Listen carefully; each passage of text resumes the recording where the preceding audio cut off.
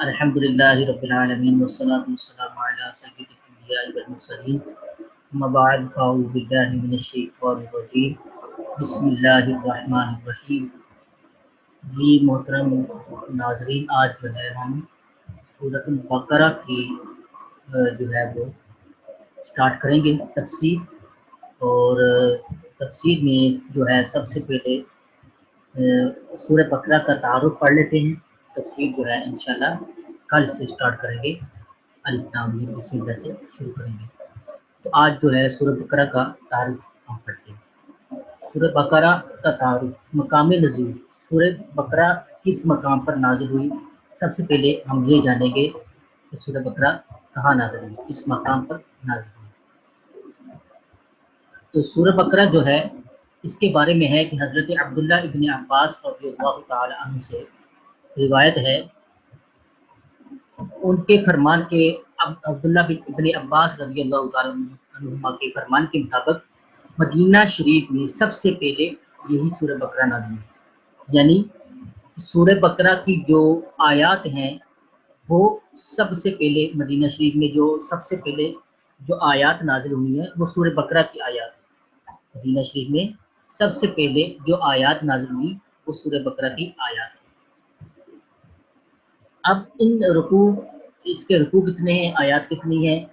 इस सूरत में 40 रुकू हैं और 286 आयतें हैं। अच्छा, अब इसको सूरह बकरा के क्यों कहते हैं?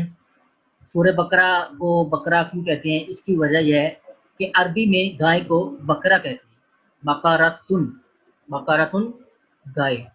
अच्छा, इस सूरत के 8वें और 9वें रुकू की आयत नंबर 67 से लेकर 73 में बनी इसराइल की एक गाय का वाक़या बयान किया गया है। उसी की मुनासबत से इसे सूरह बकरा कहते हैं। अब सूरह बकरा के फ़ज़ाइल जिक्र होंगे। अहादीस में इस सूरत के बेशुमार फ़ज़ाइल बयान किए गए हैं।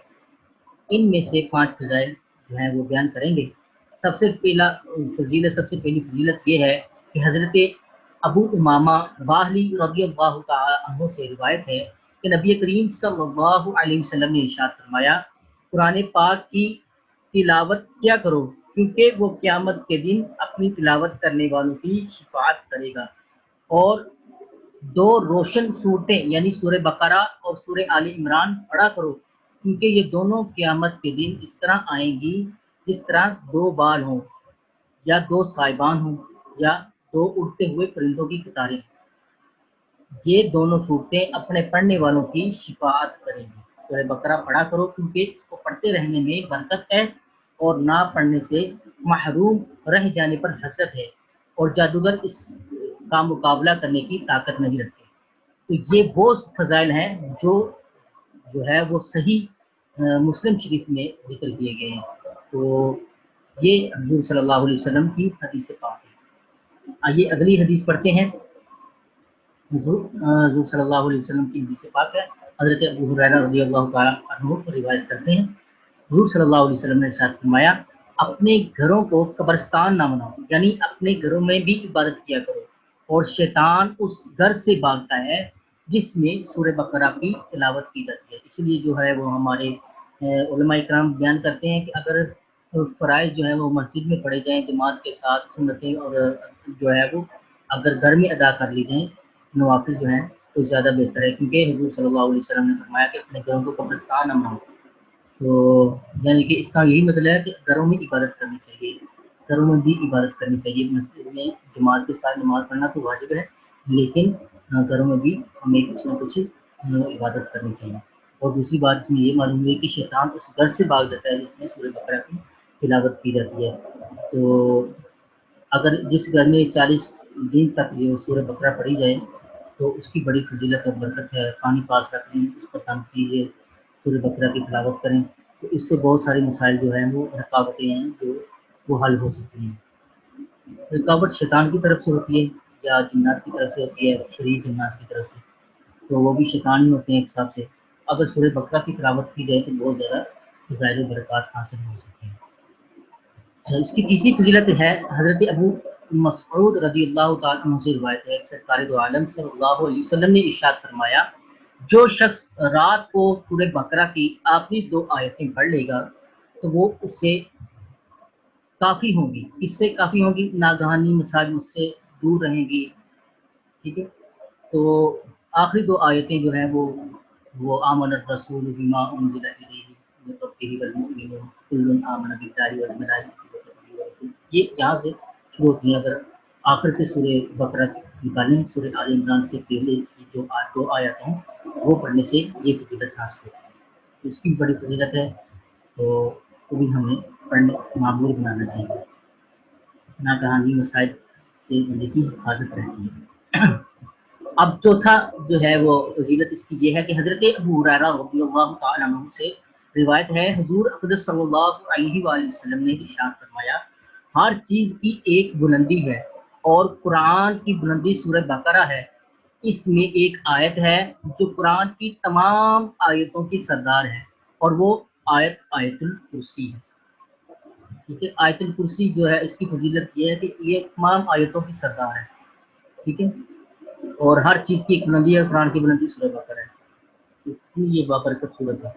حضرت سہل بن سعدی رضی اللہ تعالیٰ عنہ سے روایت ہے، حضور صلی اللہ علیہ وسلم نے ارشاد فرمایا، جس نے دن کے وقت اپنے گھر میں سورہ بقرہ کی تلاوت کی تو 3 دن تک شیطان اس گھر کے قریب نہیں آئے گا، اور جس نے رات کے وقت اپنے گھر میں سورہ بقرہ کی تلاوت کی تو 3 راتیں اس گھر میں شیطان داخل نہ ہو۔ یہ شیطان سے بہت بڑی حفاظت ہے، شیطان سے ڈھال ہے یہ۔ آئیے پڑھتے ہیں کہ سورہ بقرہ کے اندر کون کون سے مضامین آئیں گے، کون کون سے مضمون آئیں گے، کس چیز کا بیان آئے گا۔ یہ قرآن پاک کی سب سے بڑی صورت ہے، اور اس صورت کا مرکزی مضمون یہ ہے کہ اس میں بنی اسرائیل پر کیے گئے انعامات اور ان انعامات کے مقابلے میں بنی اسرائیل کی ناشکری، بنی اسرائیل کے جرائم جیسے کہ بچھڑے کی پوجا کرنا، سرکشی اور عناد کی وجہ سے حضرت موسیٰ علیہ السلام سے طرح طرح کے مطالبات کرنا، اللہ تبارک و تعالیٰ کی آیتوں کے ساتھ کفر کرنا، انبیاء کرام علیہ السلام کو ناحق شہید کرنا، عہد توڑنا وغیرہ وغیرہ، گائے ذبح کرنے کا واقعہ، اور نبی کریم صلی اللہ علیہ وسلم کے زمانہ میں موجود یہودیوں کے باطل عقائد و نظریات اور ان کی خباثتوں کو بیان کیا گیا ہے، تو اور مسلمانوں کو یہودیوں کی دھوکہ دہی سے آگاہ کیا گیا ہے۔ اس کے علاوہ سورہ بقرہ میں یہ مضامین بیان کیے گئے ہیں۔ کون کون سے مضامین بیان کیے گئے ہیں؟ قرآن پاک کی صداقت، حقانیت اور اس کتاب کے ہر طرح کے شک و شبہ سے پاک ہونے کو بیان کیا گیا ہے۔ قرآن پاک سے حقیقی ہدایت حاصل کرنے والوں اور ان کے اوصاف کا بیان کیا گیا ہے۔ ازلی کافروں کے ایمان سے محروم اور منافقوں کی بری خصلتوں کا ذکر کیا گیا ہے۔ ازلی جو ہمیشہ سے کافر ہیں اور ہمیشہ رہیں گے، ان کی جو ہے ایمان سے محروم رہنے کا جو بیان کیا گیا ہے کہ اللہ تبارک و تعالیٰ نے ان کے دلوں پر مہر لگا دی ہے، وہ کبھی بھی حق کی بات کو سننے نہیں پائیں گے۔ قرآن پاک میں شک و شبہ کرنے والے کفار سے قرآن مجید کی صورت جیسی کوئی ایک صورت بنا کر لانے کا مطالبہ کیا گیا ہے، اور ان کے اس چیز سے عاجز ہونے کو بھی بیان کر دیا گیا ہے، تو یہ بھی مضمون اس میں آئے گا۔ اچھا، ایک اور مضمون آئے گا، بیان آئے گا، حضرت آدم علیہ السلام کی تخلیق کا واقعہ بیان کیا جائے گا، اور فرشتوں کے سامنے ان کی شان کو ظاہر کیا گیا ہے، تو اس کا بھی بیان کیا جائے گا۔ خانہ کعبہ کی تعمیر اور حضرت ابراہیم علیہ السلام کی دعا کا ذکر کیا گیا ہے۔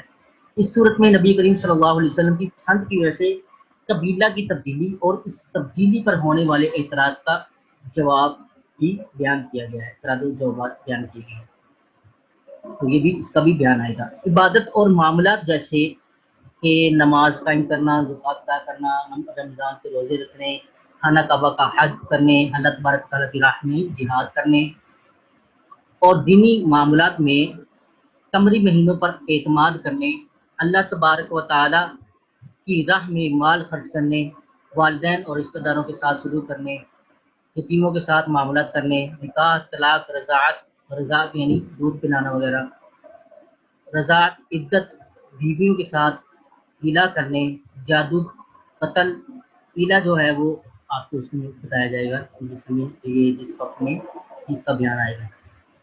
جادو، قتل، لوگوں کے مال کا ناحق کھانے، شراب، سود، جوا، حیض کی حالت میں بیویوں کے ساتھ صحبت کرنے وغیرہ کے بارے میں اس میں بیان آئے گا، اور مسلمانوں کو ایک شرعی دستور فراہم کیا گیا ہے، اس کے بارے میں جو ہے وہ بیان کیا جائے گا۔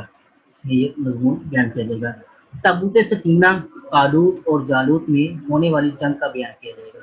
तालूत और जालूत ये फरिश्तों की एक ऐसी थी जो जो कि अल्लाह तबारक व तआला ने भेजी थी, तो उनसे ये जंग के मामलात जो हैं किस तरह हुए थे वो भी इंशाअल्लाह इसका भी बयान आएगा।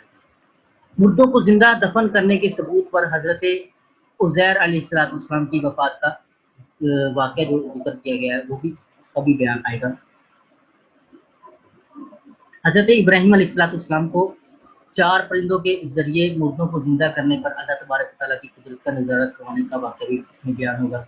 इस सूरत के आखिर में अल्लाह तबारक व तआला की बारगाह में रुजू करने, गुनाहों से तौबा करने और कुफ़ार के खिलाफ मदद तलब करने की तरफ मुसलमानों की तवज्जो दिलाई गई है और मुसलमानों को क़यामत के दिन डराया गया है। तो ये भी तमाम मज़ामीन सूरह फातिहा में आएंगे। अब इसकी सूरह फातिहा के साथ क्या जो मुनासबत है, निस्बत क्या है सूरह बकरा की सूरह फातिहा के साथ, क्योंकि अल्लाह तबारक व तआला ने जितनी भी सूरतें भेजी हैं तो उनका एक दूसरी सूरत के साथ मुनासबत है।